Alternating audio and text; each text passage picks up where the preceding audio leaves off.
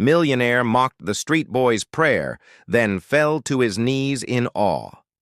The acid rain that had been falling over New City had finally ceased, and the towering chrome and glass structures were now shining brightly beneath harsh neon signs that promised luxury, speed, and oblivion. Leo, who was 12 years old at the time, huddled together in the eternal gloom of the undercity, behind the thudding mag-lev rails on 7th Street. His home was a cardboard nook that was soiled with water and was snuggled next to a vent that was moaning from an atmospheric processor. It provided very little warmth. This evening, on the other hand, Leo was neither hiding nor scavenging. While he was kneeling on the wet and broken permacrete, he was completely oblivious to the filth that was pouring through his patched and thin pants. In the light of the flickering street lighting, his eyes were closed, and his fists were clutched so firmly that his knuckles began to shine white. He prayed in silence, his lips moving in an earnest manner. As Silas Thorne emerged from the climate-controlled perfection of the elite Nexus Lounge, he proceeded to cross the street and enter the establishment. It's not enough to say that Thorne was affluent. He was an architect wealthy. Chromodynamics, his business, was responsible for the construction of the vertical cities that engulfed the ancient world.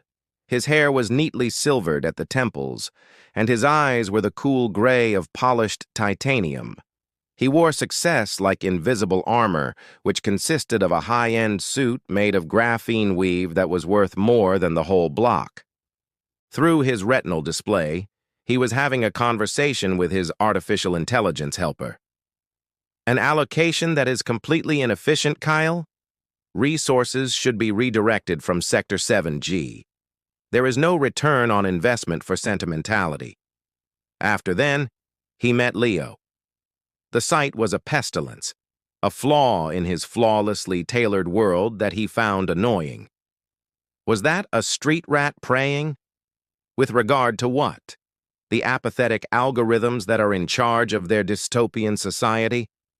The sneer that Thorne let out was accompanied by a glint of vicious pleasure that sliced through his wrath. Although there was a momentary respite in the cacophony of the undercity, he crossed the street with his handcrafted leather shoes clicking at an unsettlingly high volume. "Praying for a warm meal, boy?" The tone of Thorne's voice was soft and tinged with a sense of superiority. "Perhaps a ticket off of this rock would be enough." Try to hold your breath. Not a single universe is paying attention. The code, not compassion, is what drives it. Success, he said as he touched his own temple, is a product of this place. Not by pleading with some phantom, but by having a grasp of the system. Leo jerked his head back, but he did not open his eyes. The volume of his whisper increased slightly, creating a delicate thread of sound that contrasted with Thorne's baritone. "And make sure he stays secure as well, even if he is cruel. Allow him to see." An acerbic and sarcastic chuckle came out of Thorne's mouth. "Do you see? What do you see? What is the point? Why is it so random? Take a step around you. The reality that you live in is shown here. The act of praying is like an opium for the insignificant." He took out of his pocket a single credit chit of a large value, which was sufficient to provide Leo with food for an entire month. Not out of a sense of altruism, but rather as a prop for his lecture, he distributed it. "This is it. This is something that can be touched. Everything is different now. Instead of uttering meaningless utterances to the abyss, kid, put your confidence in what you are able to hold." The chit was flipped by him. It whirled about in the air, shining brightly in the neon, and eventually fell in a greasy puddle close to where Leo's legs were. Deliberate and conclusive insult was delivered. Turning around, Thorne was content with the object lesson he had received in stark reality. As he approached his autonomous limo, which was waiting for him, he took 2 steps, shining brightly like a black obsidian beetle underneath the streetlight. The code concealed in a whisper. When Thorne grabbed for the door of the limo, the whole city let out a scream. It is not by sound, but through light. Every single tall building, every single advertising hologram, every single street lamp, and every single personal gadget that was within a radius of 1 kilometer could not function properly. It was not a power outage, but rather a malfunction. There was a sudden and dramatic decrease in the lights, not to complete darkness, but rather to a deep, unnatural red for exactly 3 heartbeats. Thorn's teeth were rattling as a result of a low-frequency harmonic resonance that was pulsating through the permacrete at the same time. This resonance was felt on the bones rather than heard. In other words, it was a physical wave, a quiet boom that was rolling through the very skeleton of the metropolis. An unraveling of the calm voice of the artificial intelligence crackled inside Thorn's limousine. Critical cascade failure detected. Systems at the headquarters of Kronos Dynamics are encountering. Inexplicable. After a moment, the voice turned into static. Thorn's retinal display burst with notifications which were piled so densely that he was unable to see them. Security breach. Level Omega flashed in symbols that were encircled in blood crimson. Central core. Critical financial networks. Structural integrity as a fundamental principle. Not online. Mainframe. The core dump is currently going on. Absolute and icy panic overcame him at that moment. It was not hacking at all. This was a sensation of disintegration, almost as if the code itself was being broken off. He whirled about, his thoughts dizzy as he searched for rationality, for a fundamental cause, and for any thread of control that could be available. The only stable point in his universe, which was now disintegrating, was Leo, and his eyes, which were wide with primordial dread, jerked back to him. There was no sight of the youngster. Both the red pulse and the bone-deep resonance had not caused him to flinch in any way.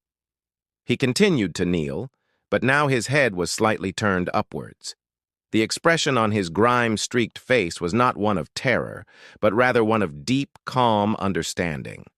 A solitary tear made its way down his face in a clean line, capturing the neon light that was returning in an unpredictable manner. His gaze was not directed at Thorn. Rather of gazing through him, he was staring at something that was enormous and terrifyingly present, and it filled the space between the skyscrapers that were shaking. The act of kneeling. It was the power of the harmonic pulse that struck Thorn when the link was made. The light that is crimson when it comes to time. This is the prayer. In his head, the words that Leo had said to him reverberated. Keep him safe, too. Help him see. Secure. While the digital parts of his empire were falling apart around him, he was physically unscathed and was standing only a few feet away from his safe car. Take note. Not all of the cosmos was a code of indifference. It had just begun to flex its enormous strength, and it had done so immediately after he had insulted the person who was praying. For his protection, the haughtiness, the assurance, and the godlike control that Thorn exercised over his dominion were all broken beyond recognition. He was confronted with the gravity of his ridicule, the cosmic magnitude of his folly, and it slammed home to him. It was not simply the prospect of financial disaster. It was the horrifying and awe-inspiring awareness that he inhabited inside a world that was far more expansive, much more conscious, and infinitely more powerful than his algorithms could ever map. His knees sagged slightly. A collapse, not a misstep, was the result. A gentle and conclusive thump was heard when the priceless permacrete made contact with the knees of his priceless suit. Neither did he pray. He was unable to generate words. Leo, the street child who was soaked in the wild light, was the only thing that he could do but gaze at.